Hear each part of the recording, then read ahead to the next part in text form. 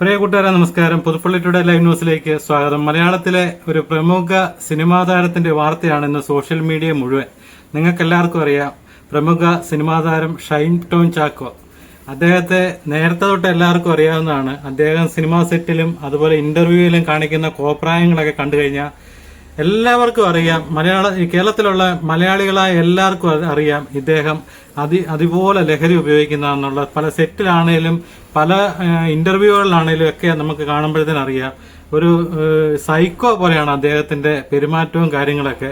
അപ്പം അദ്ദേഹത്തിന് ഇഷ്ടംപോലെ കൈനിറച്ച സിനിമയുണ്ട്. കാരണം ഇങ്ങനെയുള്ള ആൾക്കാരെയാണ് കൂടുതൽ ഈ സോഷ്യൽ മീഡിയ പ്രൊമോട്ട് ചെയ്യുന്നതും പിന്തുണയ്ക്കുന്നതും. നല്ല കാര്യം പറയുന്നവരെ ആരും അങ്ങോട്ട് അധികം വളർത്താറില്ല. നമ്മുടെ ഈ കുറച്ചുനാൾ മുമ്പ് നിങ്ങൾക്കറിയാം, തൊപ്പി എന്ന് പറഞ്ഞൊരു പയ്യനുണ്ടായിരുന്നു, അറിയാമല്ലോ. ഭയങ്കര സോഷ്യൽ മീഡിയയിൽ നെഗറ്റീവ് മാത്രം പറഞ്ഞുകൊണ്ട് ഭയങ്കര ഫേമസ് ആയ ഒരാളാണ്. അപ്പം തൊപ്പിയെ കാണാൻ വേണ്ടി ഇന്നും അദ്ദേഹം വഴിയിലിറങ്ങിക്കഴിഞ്ഞാൽ ആരാധകരുടെ ഒരു നീണ്ട നിരയാണ്. അത്രയ്ക്കും ആരാധകരുള്ള നടനല്ല, ഒരു നടനെ പോലെ അഭിനയിക്കുന്ന ഒരാളാണ് ഈ തൊപ്പി എന്ന് പറയുന്നത്. അപ്പം തൊപ്പി ഇന്നലെ തൊപ്പിയുടെ ഒരു വാർത്ത ഉണ്ടായിരുന്നു.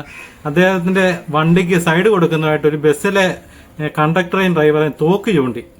എന്നിട്ട് എയർ പിസ്റ്റലാണ്, ലൈസൻസ് ഇല്ലാത്ത ആണ്. പക്ഷെ എങ്കിലും അദ്ദേഹത്തെ സ്റ്റേഷനിൽ വിളിച്ചു വരുത്തുകയും അവിടുന്ന് സ്റ്റേഷൻ ജാമ്യത്തിലൊക്കെ വിട്ടയക്കുകയൊക്കെ ചെയ്തു. അങ്ങനെ ഒരു വാർത്ത കഴിഞ്ഞ ദിവസം ഉണ്ടായതാണ്. അതിന്റെ പുറമെയാണ് ഇന്ന് ഇത് വന്നിരിക്കുന്നത്. അപ്പൊ നാടൊട്ടേക്ക് ലഹരിക്കെതിരെ നമ്മളെല്ലാം ഭയങ്കര പോരാട്ടത്തിലാണ്. ലഹരി ഇപ്പം കഴിഞ്ഞ ദിവസങ്ങളിലൊക്കെ ആണെങ്കിലും ഞാൻ അതിനെപ്പറ്റി ഒരുപാട് വാർത്തകൾ ലഹരിക്കെതിരായിട്ട് ചെയ്തതാണ്. അപ്പൊ ഈ ആൾക്കാർ അണിനിരന്നുകൊണ്ട് മെഴുതിരി കത്തിക്കുന്നു, അതുപോലെ സ്കൂളുകളിലും പലതരത്തിലാണെങ്കിലും ലഹരിക്കെതിരെ പ്രതിജ്ഞ ചെയ്യുന്നു. അങ്ങനെയുള്ള ഒരു വശത്ത് മുഴുവൻ നടന്നുകൊണ്ടിരിക്കുകയാണ്. ആ സമയത്താണ് ഈ ഒരു സംഭവം കൂടെ ഇപ്പം വന്നിരിക്കുന്നത്. അദ്ദേഹത്തെ ഹോട്ടലിൽ വെച്ച് ലഹരി ഉപയോഗിക്കുന്നുണ്ടെന്നുള്ള വിവരം അറിഞ്ഞുകൊണ്ട് പോലീസ് അവിടെ ചെല്ലുകയും അപ്പൊ പിന്നെ കാണുന്നത് സിനിമയെക്കാട്ടിലും വലിയൊരു അഭിനയ മുഹൂർത്തങ്ങളാണ് കാണുന്നത്. അദ്ദേഹം അതിന്റെ ഹോട്ടലിന്റെ ആ മുറിയുടെ ജനലിന്റെ അകത്തോടെ ചാടുന്നത്. പിന്നെ 2ാം നിലയിലോട്ടാണ് ചാടുന്നത്.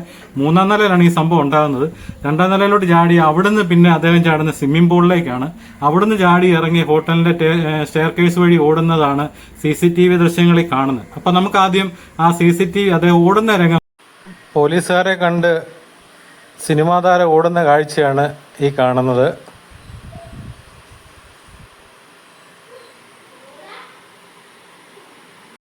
കണ്ടല്ലോ, ഇതാണല്ലോ ഇന്നലെ സംഭവിച്ചത്. അപ്പൊ ഇന്ന് രാവിലെ ആ ഹോട്ടൽ, നമുക്ക് രാവിലെ തൊട്ട് അവിടെ മീഡിയക്കാരുടെ ഒരു തിരക്കാണ്. ആ ഹോട്ടല്, അദ്ദേഹം ഓടിയ ഹോട്ടലിന്റെ പരിസരമാണ് ഈ കാണുന്നത്. കണ്ടല്ലോ, ഈ ഹോട്ടലിൽ നിന്നാണ് അദ്ദേഹത്തെ ഇന്നലെ പോലീസ് ഉദ്യോഗസ്ഥർ അവിടെ ചെല്ലുകയും അവിടുന്ന് അദ്ദേഹം ഓടി രക്ഷപ്പെട്ടതല്ല ഈ ഹോട്ടലിൽ വെച്ചാണ്. ഇതിനു മുമ്പ് ഷൈൻ ടോം ചാക്കോയ്ക്കെതിരെ ഒരു കേസ് ഉണ്ടായിരുന്നു, നമുക്കെല്ലാം കാണാം, ലഹരിക്കെതിരെ. അദ്ദേഹം ഒരു ഇന്റർവ്യൂ പറഞ്ഞിട്ടുള്ളതാണ്, ഞാൻ ലഹരി ഉപയോഗിക്കുന്നവരെ അദ്ദേഹം പരസ്യമായിട്ട് പറഞ്ഞിട്ടുള്ള ആളാണ്. അതുകൂടാതെ ഈ ഒരു നടിയുടെ പരാതി കഴിഞ്ഞ ദിവസം ഉണ്ടായി. നമുക്കെല്ലാം അറിയാം, മലയാളത്തിൽ നമ്മളെല്ലാം പെട്ടെന്ന് ചുരുങ്ങിയ കാലം കൊണ്ട് നല്ലൊരു നിലയിലേക്കും അതുപോലെ നല്ലൊരു അഭിനേതാവാണ് വിൻസി. അറിയാം, നിങ്ങൾക്ക് എല്ലാവർക്കും അറിയാം. നല്ല കഥാപാത്രങ്ങളാണ്, അത് നല്ല ചൂസ് ചെയ്യുന്നതൊക്കെ നല്ല കഥാപാത്രങ്ങളാണ്.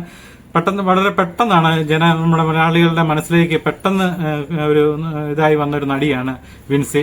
ആ വിൻസി ഒരു ഇതായിട്ട് പറഞ്ഞിരിക്കുന്ന ഒരു കുറച്ച് വാക്യങ്ങളാണ് കഴിഞ്ഞ ദിവസം സോഷ്യൽ മീഡിയയിലൊക്കെ. ലഹരി ഉപയോഗിക്കുന്നവരോട് ഞാൻ അഭിനയിക്കത്തില്ല, അങ്ങനെയുള്ള കുറെ വാക്കുകളുണ്ട്.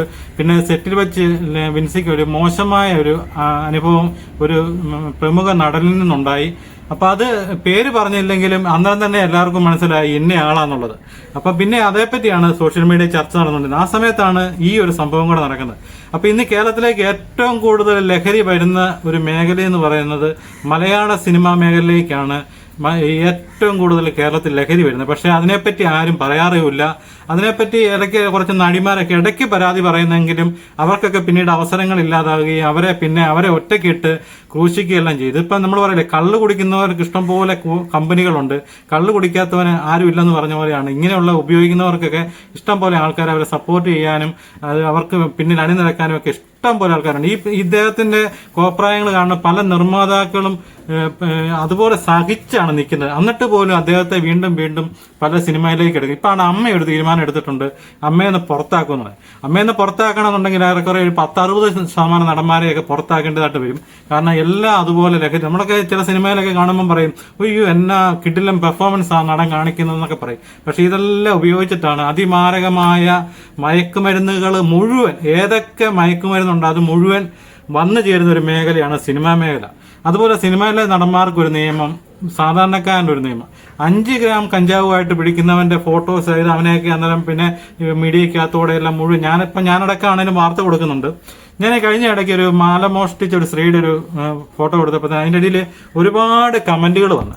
അതിൻ്റെ അകത്ത് ഏത് വീഡിയോ ഇട്ടാലും നെഗറ്റീവും പോസിറ്റീവും ആണെന്ന് ഒരുപാട് കമന്റുകൾ വന്നപ്പം പറഞ്ഞ് അവരെ പോലീസ് ഉദ്യോഗസ്ഥർ അവരെ നിർത്തി ഫോട്ടോ എടുത്ത് പ്രദർശിപ്പിച്ചു.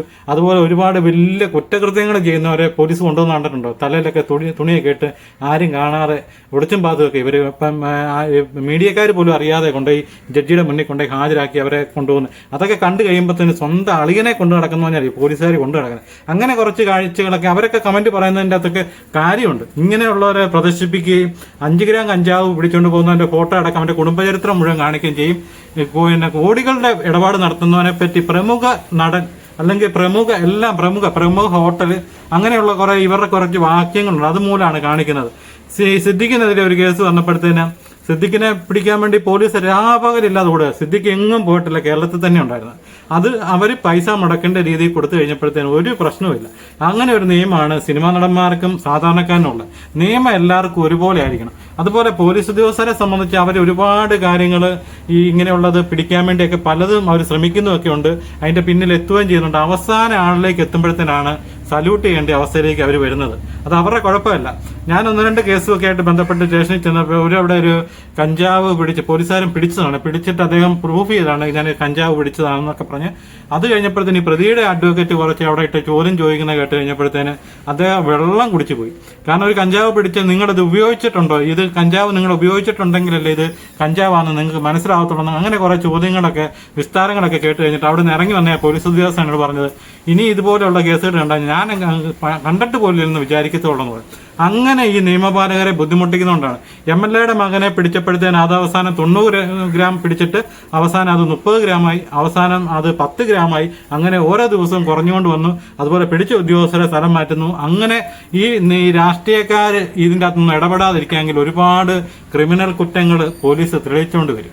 അതിനെ അവരെ സപ്പോർട്ട് ചെയ്യുക. അപ്പം നമുക്ക് ഈ വിൻസി എന്തുകൊണ്ടാണ് വിൻസി പരാതി കൊടുത്തെന്നുള്ളത് വിൻസിയുടെ വായിൽ നിന്ന് തന്നെ നമുക്കൊന്ന് കേട്ടു നോക്കാം.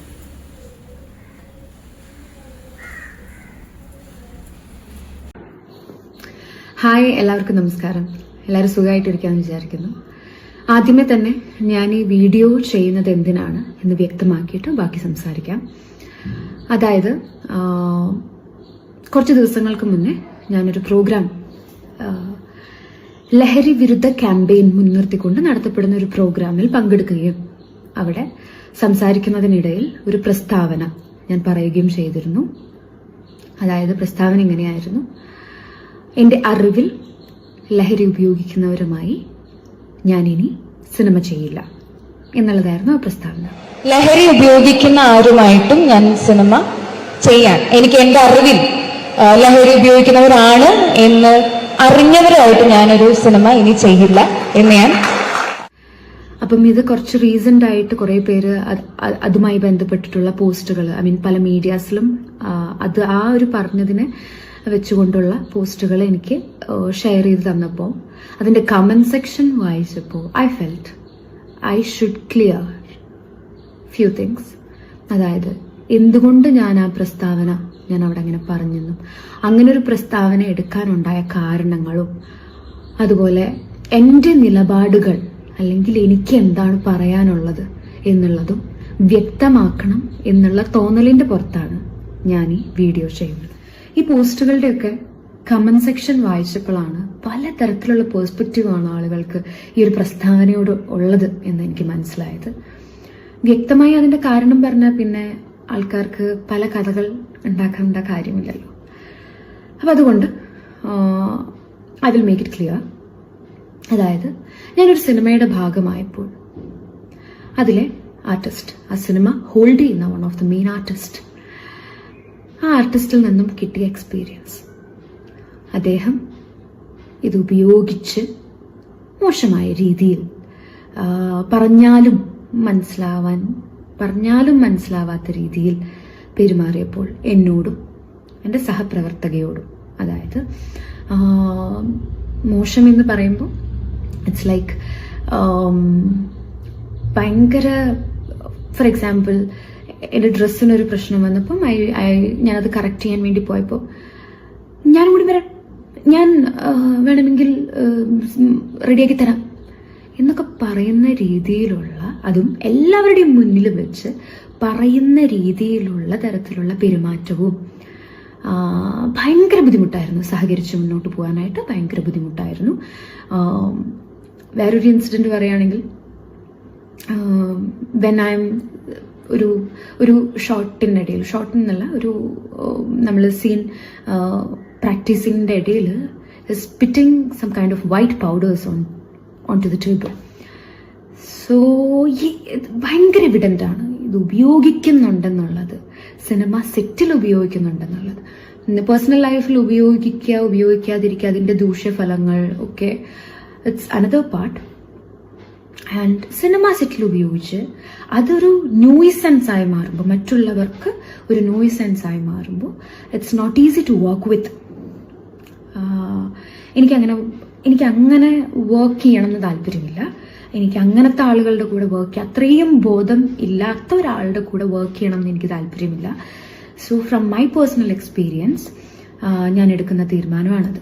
ആൻഡ് ഈ അൺകംഫർട്ടബിൾ ആയത് സെറ്റിൽ എല്ലാവരും അറിയുകയും ഡയറക്ടർ പോയി സംസാരിക്കുകയും എല്ലാവരും മെയിൻ ആർട്ടിസ്റ്റായിട്ട് സെലക്ട് ചെയ്ത് അവർക്ക് എങ്ങനെയെങ്കിലും ആ സിനിമ തീർക്കണമല്ലോ, ആ ഒരു നിസ്സഹായാവസ്ഥയും കൂടെ ഞാൻ കണ്ടിട്ടുണ്ടായിരുന്നു. അദ്ദേഹത്തെ വച്ച് ആ സിനിമ തീർക്കേണ്ടി വരുന്ന ഒരു നിസ്സഹായ അവസ്ഥയും കൂടെ എല്ലാവരുടെയും, ആ ഡയറക്ടറിൻ്റെയും ടീമിൻ്റെയും എല്ലാവരും എനിക്ക് ഭയങ്കര അൺകംഫർട്ടബിൾ ആകുമ്പോൾ എല്ലാവരും പ്ലീസ് പ്ലീസ് പ്ലീസ് എന്ന് പറഞ്ഞിട്ട് എന്നെ കംഫർട്ട് ആക്കിയത് കൊണ്ട് മാത്രമാണ് ഞാൻ അതിൻ്റെ മുന്നോട്ട് പോയത്. ആൻഡ് എനിക്ക് വളരെ ഫ്യൂ ഡേയ്സും കൂടിയാണ് അതിലുണ്ടായിട്ടുള്ളൂ. അപ്പം എങ്ങനെയൊക്കെയോ കടിച്ചു പിടിച്ച് ഞാൻ തീർത്തൊരു സിനിമയാണ്. And it's A good movie, but the experience from that particular person എനിക്ക് ഓക്കെ ആയില്ല. അതിൻ്റെ പേരിലാണ് ഞാൻ ആ തീരുമാനം എടുക്കുന്നത്. ഇനി ഈ പോസ്റ്ററുകളുടെ ഒക്കെ കമന്റ് സെക്ഷനിലോട്ട് വരാം. ഈ ഒരു നിലപാട് എടുത്തതിനെ തുടർന്ന് ഓരോരോ വ്യാഖ്യാനങ്ങളാണ് ആളുകളുടെ ഭാഗത്ത് നിന്ന് വരുന്നത്. ഇതിനെ നല്ല രീതിയിൽ എടുത്ത് നല്ല രീതിയിൽ അവനെ കൺസീവ് ചെയ്ത് എല്ലാവർക്കും ഒരുപാട് നന്ദി. ഇനി മറ്റൊരു വിഭാഗക്കാരുണ്ടാവല്ലോ, എന്തിനും കളിയാക്കി കാണുന്ന, അല്ലെങ്കിൽ എന്തിനേയും ക്രിട്ടിസൈസ് ചെയ്യാൻ വേണ്ടി മാത്രം നിൽക്കുന്ന അവരോടുള്ള മറുപടിയാണിത്. അതിന് നിനക്കെവിടെയാ സിനിമ? നീ എന്താ സൂപ്പർ സ്റ്റാർ ആണോ ഇങ്ങനെ നിലപാടുകൾ എടുക്കാനായിട്ട്? സിനിമയില്ലാത്തത് കൊണ്ട് ഈ കാരണവും പറഞ്ഞ് സിനിമയിൽ നിന്ന് പുറത്തായി എന്ന് വരുത്തി തീർക്കാനുള്ള നിന്റെ ബുദ്ധിയല്ലേ ഇത് എന്നൊക്കെയുള്ളതിന് എനിക്കെവിടെ സിനിമ എന്നുള്ളത് അവിടെ നിൽക്കട്ടെ. സിനിമ ഇല്ലെങ്കിലും ഉണ്ടെങ്കിലും ദാറ്റ്സ് ഞാനല്ലേ അനുഭവിക്കണ്ടേ. എനിക്ക് സിനിമയില്ലെങ്കിൽ ആ വിഷമം ഞാനല്ലേ തീർക്കണ്ടേ. സിനിമയില്ലെങ്കിൽ സിനിമയില്ല, ഞാനിപ്പോൾ സിനിമയിൽ ഇല്ല, എനിക്ക് സിനിമയിൽ അവസരം കുറവാണ് എന്ന് പറയാനുള്ള മനോധൈര്യം, മനക്കട്ടി ഉള്ളൊരു വ്യക്തിയാണ് ഞാൻ. ചെറിയൊരു എക്സാമ്പിൾ പറഞ്ഞുതരാം. റീസെൻ്റ്ലി ക്യൂ സ്റ്റുഡിയോയിൽ കൊടുത്ത ഇന്റർവ്യൂവിൽ ഞാൻ പറയുന്നുണ്ട്, എനിക്ക് ഒരവസരമെങ്കിലും വന്നിരുന്നെങ്കിൽ എന്നാഗ്രഹിക്കുന്ന ഒരു നിമിഷമാണ് ഇപ്പോൾ. ഞാൻ ആഗ്രഹിക്കുന്ന രീതിയിലുള്ളൊരു സിനിമകൾ എനിക്ക് ചെയ്യാൻ അവസരമില്ലാതെ ഇരിക്കുന്ന സമയമാണ് എന്ന് വ്യക്തമായി പറയാനുള്ള മനക്കട്ടിയുള്ള ഒരാളാണ്. നിൽക്കുന്ന ഒരവസ്ഥ എന്ന് പറയുന്നത് ചൂസ് ചെയ്യാൻ ഒരു സിനിമ വന്നിരുന്നെങ്കിൽ ഒരു അത്തരത്തിലുള്ള ഇൻസെക്യൂരിറ്റി ഒന്നും ഇങ്ങനെ ഒരു കാരണം കാണിച്ചുകൊണ്ട് മറക്കേണ്ട ആവശ്യമൊന്നും എനിക്കില്ല. ഇനി സിനിമയെ ഞാൻ സമീപിക്കുന്ന രീതി കൂടെ വ്യക്തമാക്കാം. സിനിമയാണ് എൻ്റെ ജീവിതം, സിനിമ ഇല്ലെങ്കിൽ എനിക്കൊരു ലൈഫില്ല എന്ന് കരുതുന്ന ഒരു മൈൻഡ് സെറ്റ് അല്ല എനിക്ക്. സിനിമ എൻ്റെ ജീവിതത്തിൻ്റെ ഒരു ഭാഗം മാത്രമാണ്. എനിക്ക് അതിൽ പണിയെടുക്കാൻ ഇഷ്ടമാണ്. I love cinema, I love acting. And എവിടെ നിന്നാണ് ഞാൻ വന്നതെന്നും എവിടെ എത്തി നിൽക്കുന്നതെന്നും ഇനി മുന്നോട്ട് എങ്ങനെ പോകണമെന്നും വ്യക്തമായ ധാരണയുള്ള ഒരു വ്യക്തിയാണ് ഞാൻ. എൻ്റെ ജേർണി ഓൾമോസ്റ്റ് എന്നെ ഫോളോ ചെയ്യുന്നവർക്കും എൻ്റെ ഒരു ജേർണി അറിയാവുന്നവർക്കും അറിയാലോ. അവസരങ്ങൾ കൂടെ അതൊരു പ്രധാന ഭാഗമാണ്. അവസരങ്ങൾ കൂടെ കിട്ടുക എന്നുള്ളത് അതിലൊരു പ്രധാന ഭാഗമാണ്. ആൻഡ് എനിക്ക് ഈ ഒരു സിനിമ എന്ന് പറയുന്നത് എൻ്റെ ജീവിതത്തിനോട് ചേർത്ത് കുറേ കാലം മുന്നോട്ട് പോകാനുള്ള ഒരു ആഗ്രഹമാണ്. ആ ഹോപ്പിൽ തന്നെയാണ് ഞാൻ മുന്നോട്ട് പോകുന്നത്. If that's not happening also, I have a lot of other areas to work on in my life. പിന്നെ സൂപ്പർ സ്റ്റാർ ആണോ ഇങ്ങനെ ഒരു നിലപാട് എടുക്കാനായിട്ട് എന്നുള്ളവരോടുള്ള മറുപടി, സൂപ്പർ സ്റ്റാർ ആണെങ്കിലും സാധാരണക്കാരനാണെങ്കിലും ഒരു നിലപാട് ഒരു വ്യക്തി എടുക്കുന്നുണ്ടെങ്കിൽ അത് നിലപാട് തന്നെയാണ്. അത് ചിന്തിക്കാനുള്ള ബോധം ഈ കമന്റ് ഇടുന്നവർക്ക് ഉണ്ടാവണം എന്ന് മാത്രമേ എനിക്ക് പറയാനുള്ളൂ. ഇനി ഇങ്ങനെ ഒരു പ്രസ്താവന ഒരു വ്യക്തി ആയിക്കോട്ടെ, ഒരു സാധാരണക്കാരനായിക്കോട്ടെ, ഒരു സൂപ്പർ സ്റ്റാർ ആയിക്കോട്ടെ, ഒരു ബഡിങ് ആർട്ടിസ്റ്റ് ആയിക്കോട്ടെ, അങ്ങനെ ഒരാള് ഒരു നിലപാടെടുക്കുമ്പോൾ അതിനെ സപ്പോർട്ട് ചെയ്യാനുള്ളൊരു മൈൻഡ് സെറ്റ് ഇല്ലാതെ അതിനെ ക്രിട്ടിസൈസ് ചെയ്യാനും അതിനെ കളിയാക്കാനും ഒക്കെ ഒരു മൈൻഡ് സെറ്റ് ഉണ്ടാവുമ്പോൾ you guys need to think you are indirectly supporting. ഇപ്പം ഞാൻ പറഞ്ഞല്ലോ, ചില വ്യക്തികളുണ്ടല്ലോ എനിക്ക് ബുദ്ധിമുട്ടുണ്ടാക്കിയ, അല്ലെങ്കിൽ ഞാൻ എന്തുകൊണ്ട് ഈ പ്രസ്താവന എടുത്തു എന്നതിന് പിന്നിലുള്ള ആളുകളുണ്ടല്ലോ. വളരെ വ്യക്തമായിട്ട് പലർക്കും പല രീതിയിലും പല സ്ഥലത്തും അവർ തന്നെ പറഞ്ഞു പോകുന്നുണ്ട് അവരത് ഉപയോഗിക്കുന്നവരാണെന്നുള്ളത്.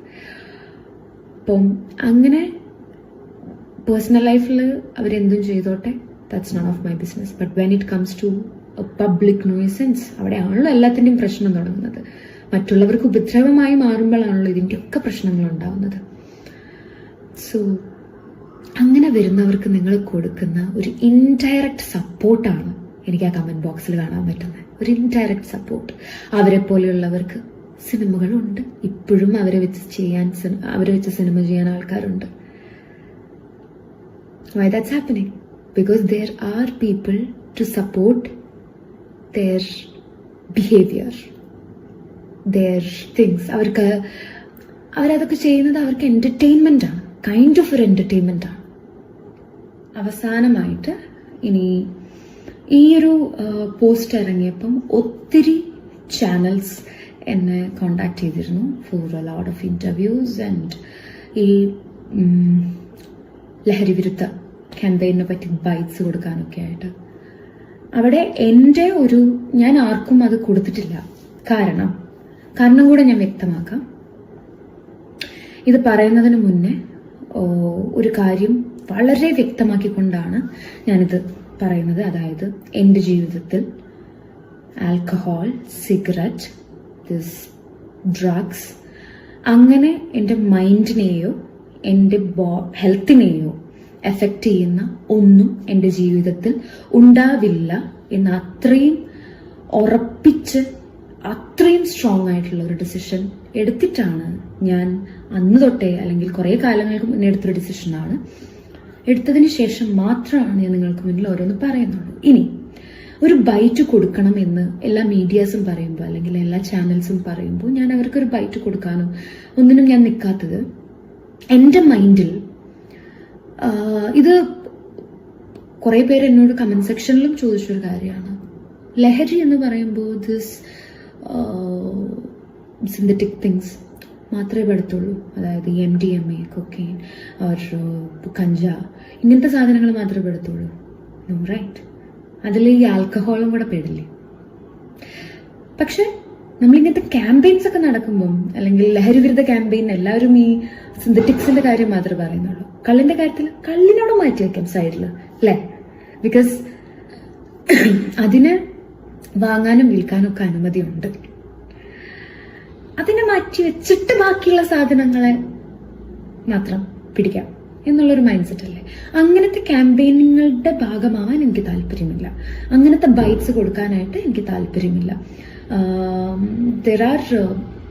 ഇപ്പം മദ്യവും ഉപയോഗിച്ചും ഒത്തിരി പ്രശ്നങ്ങൾ ഉണ്ടാവുന്നുണ്ട്, ഒത്തിരി കുടുംബങ്ങൾ നശിക്കുന്നുണ്ട്. ഓൾസോ ദിസ് ഡ്രഗ്സ് യൂസ് ചെയ്തിട്ടും ഒത്തിരി പ്രശ്നങ്ങളും ഒത്തിരി കുടുംബങ്ങളും നശിക്കുന്നുണ്ട്. സോ എടുക്കുമ്പം എല്ലാതും ഒരുമിച്ച് കൂട്ടിയല്ലോ ഒരു തീരുമാനം എടുക്കണ്ട, അല്ലെങ്കിൽ ഒരു യത്നത്തിന് നമ്മൾ മുന്നോട്ട് പോകുമ്പം ഒരുമിച്ച് എല്ലാതും ഈക്വൽ അല്ലേ? പക്ഷെ ഇവിടെ ഇത് മാറ്റി വെക്കുക, ഇതിനെയാണ് ഫോക്കസ് ചെയ്യുന്നത്. അതൊരു നല്ലൊരു എനിക്ക് പേഴ്സണലി അതത്ര ഓക്കെ ആയിട്ട് തോന്നിയിട്ടില്ല. ആൻഡ് ഐ സ്ട്രോങ്ലി കുറേ മുന്നേ എടുത്തൊരു ഡിസിഷനാണ്. ഇതിൽ ഒരൊറ്റ സാധനം എൻ്റെ ജീവിതത്തിൽ ഉണ്ടാവില്ല എന്നും അത് ഉപയോഗിക്കുന്നവർ, അതിൽ ആൽക്കഹോൾ ആയാൽ പോലും ഒരു സിഗരറ്റ് ആയാൽ പോലും ഉപയോഗിക്കുന്നവർ എൻ്റെ പേഴ്സണൽ സർക്കിൾ ഉണ്ടാവുമല്ലോ, അതിലോട്ട് ഞാൻ അടുപ്പിക്കത്തില്ല എന്നുള്ളതും ഞാനെടുത്ത തീരുമാനമാണ്. ഈ തീരുമാനം ആരെയും ബുദ്ധിമുട്ടിപ്പിക്കില്ല, ആർക്കും ഒരു ബുദ്ധിമുട്ടാവില്ല എന്നുള്ളത് വ്യക്തമായ ബോധമുണ്ട് എനിക്ക്. ഞാൻ ആരെയും ബുദ്ധിമുട്ടിക്കാനും തയ്യാറല്ല. സോ ഇതാണ് എൻ്റെ നിലപാട്. എനിക്ക് പറയാനുള്ളത് ഞാൻ വ്യക്തമാക്കുകയാണ്. ഇനി ഇതിൻ്റെ ഇടയിൽ എന്തൊക്കെയാ കമന്റ് വരുന്നതെന്ന് നമുക്ക് കണ്ടറിയാം. Thank you. വിൻസി പറഞ്ഞത് നിങ്ങളെല്ലാം കേട്ട് കാണുമല്ലോ. വിൻസിയുടെ അതേ പാതയിലൂടെ തന്നെയാണ് നമ്മളെല്ലാം സഞ്ചരിക്കുന്നത്. ആ പറഞ്ഞ അഭിപ്രായങ്ങളൊക്കെ നല്ല അഭിപ്രായങ്ങൾ തന്നെയാണ്.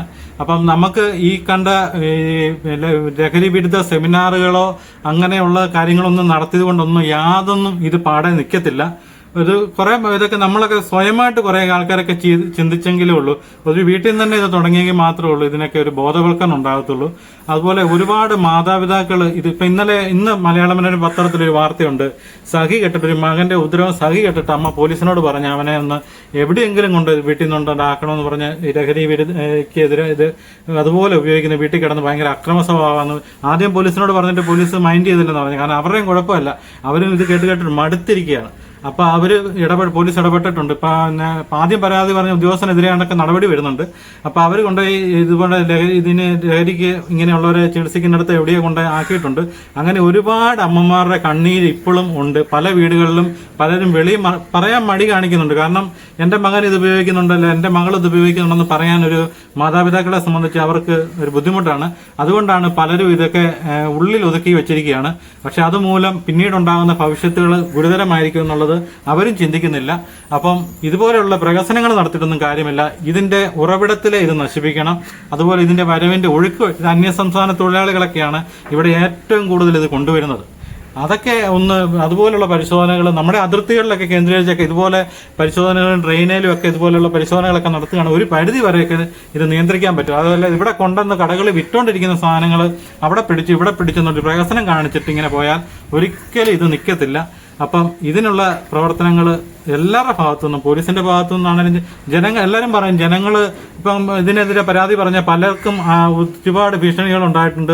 പലരെയും വീട് കയറി ആക്രമിച്ചിട്ടുണ്ട്. സാധാരണപ്പെട്ടവർ അതൊക്കെ കൊണ്ടാണ് അവരൊന്നും മിണ്ടാതിരിക്കുന്നത്. അപ്പം പോലീസിന്റെ ഭാഗത്തു നിന്നും ഇതിന്റെ അധികാരികളുടെ ഭാഗത്തു നിന്നും നല്ല നടപടി ഉണ്ടെങ്കിൽ മാത്രമേ ഉള്ളൂ. അല്ലാതെ കുറച്ച് കൊച്ചുകുട്ടികളെ കൊണ്ട് പ്രതിജ്ഞ ചെയ്തിട്ടോ മെഴുതിരി കത്തിച്ചിട്ടോ ഒന്നും ലഹരി നിൽക്കത്തില്ല.